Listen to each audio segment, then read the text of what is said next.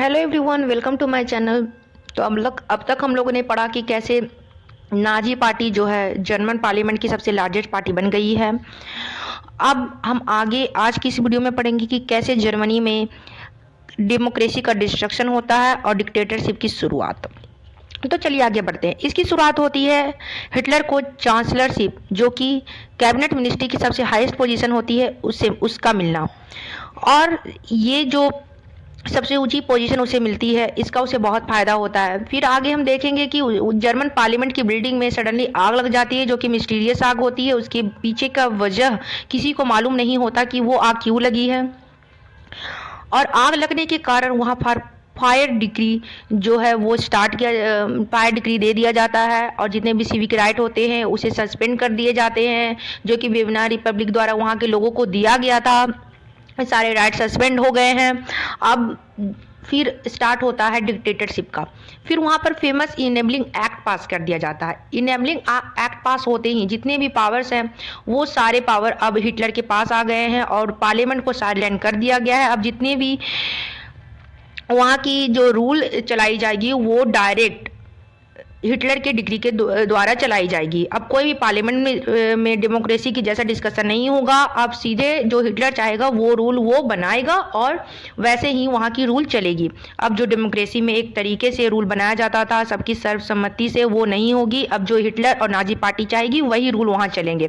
तो अब शुरुआत होती है डिक्टेटरशिप का।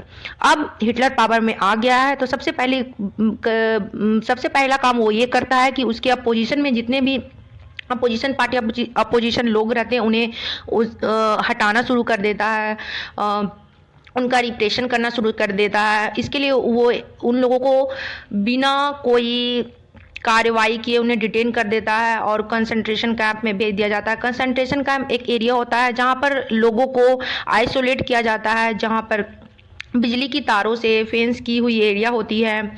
फिर हम लोग देखेंगे कि जर्मनी की जितने भी पॉलिटिकल पार्टीज, ट्रेड यूनियंस होते हैं, उन्हें बैन कर दिया जाता है एक्सेप्ट नाजी पार्टी और उसके सपोर्टर्स को। तो अब पूरा कंट्रोल जो है नाजी पार्टी और हिटलर के पास आ चुका है। तो अब शुरुआत होती है डिक्टेटरशिप की। ऑलरेडी उसने जो भी उसके अगेंस्ट है उनका रिप्रेशन शुरू कर दिया है, कंसंट्रेशन कैंप में डिटेन करना शुरू कर दिया है। इसकी शुरुआत वो करता है वहाँ की पुलिस फोर्सों में रीअरेंजमेंट से।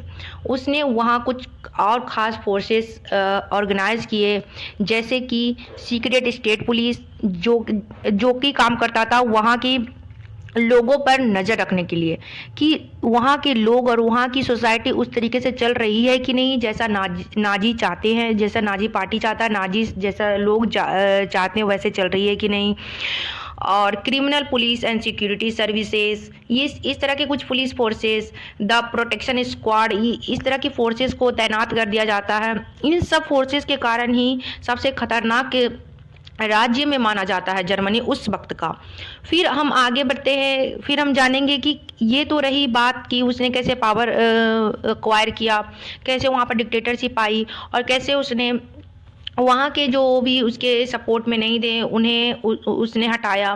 फिर आगे जानेंगे उसने वहाँ के लोगों के लिए क्या किया, इकोनॉमी की रिकवरी के लिए क्या किया। तो इकोनॉमी की रिकवरी के लिए उसने एक इकोनॉमिस्ट को हायर किया कि उसे जिम्मा दी गई कि जर्मनी की जो इकॉनमी उसे रिकवर किया जाए, क्योंकि बहुत ज़्यादा वर्ल्ड वॉर वन और वर्साइली की ट्रीटी के बाद बहुत ज़्यादा स्थिति ख़राब हो गई थी जर्मनी की। तो इसकी शुरुआत होती है बहुत सारा प्रोडक्शन और बहुत सारे एम्प्लॉयमेंट के साथ, जो और फिर इकनॉमी चल पड़ती है अपने रास्ते पर। अब आगे की बात आती है कि हिटलर के डिक्टेटरशिप आने के बाद इकोनॉमिक रिकवरी कैसे की जाती है वहाँ पर। वहाँ की इकोनॉमिक रिकवरी के लिए उसने इकोनॉमिस्ट को ये जिम्मा सौंपा कि वो वहाँ की इकोनॉमिक पॉलिसी बनाए। तो उनका जो इकोनॉमिक्स थे उन्होंने state funded work creation programme चलाया, जिसका एम था full production and full employment. इसके थ्रू जर्मनी की जितनी भी प्रॉब्लम्स थी इकोनॉमी से रिलेटेड वो सॉल्व हुआ। अब हम आगे बढ़ेंगे और जानेंगे फॉरेन पॉलिसी में अकबर ने क्या किया। फॉरेन पॉलिसी में अकबर ने जल्द ही बहुत अच्छी सक्सेस उसे मिली। सबसे पहले उसने लीग ऑफ नेशन से जर्मनी को पुल आउट कर लिया, और उसने जर्मनी के जितने भी खोए हुए जो लैंड थे उसने वो फिर से वापस लिया और ऑस्ट्रिया और जर्मनी को यूनिफाइड किया एक स्लोगन के शुरुआत में, one people one empire and one leader. फिर वो वेस्ट जर्मनी की तरफ गया और उसने बहुत सारी जगह को यूनिफाइड किया और एक जगह लाया, जर्मनी को यूनिफाई किया। इन सब चीज़ों में कहीं ना कहीं डायरेक्ट नहीं बट इनडायरेक्ट रूप से इंग्लैंड का उसका साथ था, क्योंकि इंग्लैंड को लगता था कि वर्साइली की ट्रीटी में और जो भी जर्मनी पर हुआ वो बहुत हार्श और बुरा था, इसलिए वो इंग्लैंड उसका सपोर्ट करना चाहता था।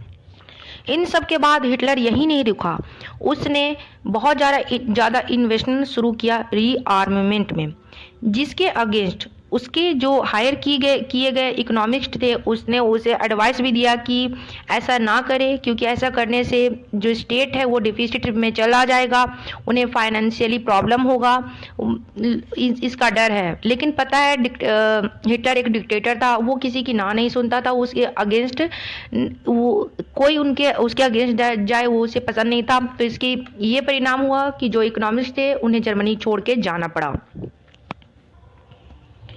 हिटलर ने जो फाइनेंशियल प्रॉब्लम आए रीआर्ममेंट के कारण, जो वो आर्म्स में पैसा खर्च कर रहा था, जो इन्वेस्टमेंट कर रहा था, उसको सॉल्व करने के लिए उसने वॉर को चुना कि वॉर के थ्रू वो दूसरी टेरिटरी पर आक्रमण करेगा, वहाँ की रिसोर्सेज को वो कैप्चर करेगा और अपनी टेरिटरी का एक्सपेंशन करेगा। 1939 में जर्मनी ने पोलैंड पर हमला किया और इससे क्या हुआ कि फ्रांस और इंग्लैंड के साथ उसकी जो है युद्ध स्टार्ट हो गया। इसके बाद 3 पार्टी का एक पैक्ट साइन हुआ जर्मनी, इटली एंड जापान के बीच।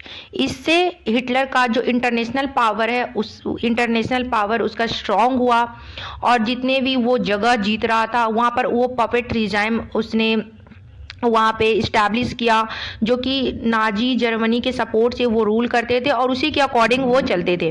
वो बहुत सारे पार्ट में अब जर्मनी के पपेट रिजाइम थे। अब यहाँ पर 1940 के अंत में हिटलर एक पावर के पीक पर था, उसे सक्सेस मिल रही थी, उसने जर्मनी को पूरी तरह अपने कब्जे में कर लिया था। यूरोप के बहुत सारे पार्ट में नाजी पपेट रिजाइम उसने इस्टेब्लिश कर लिए थे, बहुत सारे टेरिटरी को उसने अक्वायर किया था, पोलैंड को उसने अक्वायर किया, ऑस्ट्रिया और जर्मनी को उसने यूनिफाइड किया। तो यहाँ पर हम देखेंगे कि हिटलर एक बहुत ही ऊंचे अपने एक सक्सेस पर था फॉरेन पॉलिसी में। अब इतनी पावर अपनी सक्सेस की इतनी ऊंचाई के बाद हिटलर ने सबसे बड़ी ब्लंडर किया, वो था कि ईस्टर्न यूरोप को जीतने की उसकी जो चाह थी वो, और उसने 1941 में सोवियत यूनियन पर अटैक कर दिया, जो कि उसका सबसे बड़ा हिस्टोरिक ब्लंडर था। इससे क्या हुआ, जर्मनी का जो वेस्टर्न फ्रंट था वो ब्रिटिश एरियल बॉम्बिंग के लिए पूरी तरह एक्सपोज हो गया। ईस्टर्न फ्रंट था वो सोवियत आर्मी से लड़ रहा था। सोवियत रेड आर्मी जो थी वो इतनी ज़्यादा ह्यूमिलेटिंग डिफीट जो है जर्मनी पर डाला कि सोवियत आर्मी ने जर्मन सोल्जर्स को कुछ बहुत ज़्यादा अंदर तक उन्हें खदेड़ा और ये बहुत सारे इंटायर ईस्टर्न पार्ट जो थे। इससे क्या होता है कि जो रेड सोवियत आर्मी थी उसने एक बहुत ही ह्यूमिलेटिंग डिफीट जो है जर्मन के सोल्जर्स को दिए, और जर्मन के सोल्जर्स जो वापस लौट रहे थे उन्हें वर्निल के सेंटर तक खदेड़ा, और जो पूरे जो ईस्टर्न यूरोप है वहाँ पर अपनी सोवियत आर्मी ने अपना प्रभुत्व स्थापित किया, और वो जो कि हाफ एन सेंचुरी तक चला। तो जो यूरोप में ये सारी चीज़ें चल रही थी उसके इन सब चीज़ों से यूएसए है जो कि रेसिस्ट कर रहा था, वो इन सब में इन्वॉल्व नहीं होना चाह रहा था, क्योंकि फर्स्ट वर्ल्ड वॉर के बाद यूएसए ने देखा कि बहुत सारी इकोनॉमिक प्रॉब्लम आए थे, तो वो कहीं ना कहीं इस सब चीज़ों में फिर से नहीं पड़ना चाह रहा था। लेकिन वो बहुत ज़्यादा समय तक यूएसए सेकेंड वर्ल्ड वॉर से दूर नहीं रह सका। उसकी वजह ये थी कि जापान अपना पावर ईस्ट में एक्सपैंड कर रहा था। उसने इंडो चाइना को, फ्रेंच इंडो चाइना को अपने अंडर जापान जो है ले लिया था, और जापान ने अपना सपोर्ट हिटलर को भी दिया, और उसने यूएस के बेस एट पियर हार्बर पर भी उसने हमला किया, जिससे यूएसए सेकेंड वर्ल्ड वॉर में इंटर कर जाता है, और इसका अंत होता है हिटलर की हार से, और हिरोशिमा और नागासाकी ऑफ जापान में बॉम्ब गिराया जाता है। तो इससे खत्म होता है हिटलर। तो अब इससे वर्ल्ड वॉर सेकेंड खत्म होता है 1945 में, जब हिटलर हार जाता है और यूएस जो है वो हिरोशिमा जापान में बॉम्ब गिरा देता है। इससे ही सेकेंड वर्ल्ड वॉर खत्म होता है और हिटलर की हार होती है। तो ये थी हमारी स्टोरी हिटलर की, कि कैसे वो पावर में आया, कैसे वो अपने पावर के एक पीक पर पहुंचा, कैसे उसने हिस्टोरिक ब्लंडर की और वो हार गया, और उसने अंत में सुसाइड भी कर ली। फिर आगे हम जानेंगे कि हिटलर की और नाजी पार्टी की जो वर्ल्ड व्यू था वो क्या था, वो जर्मनी में कितने सारे चेंजेस लाए और वो चेंजेस क्या क्या थे।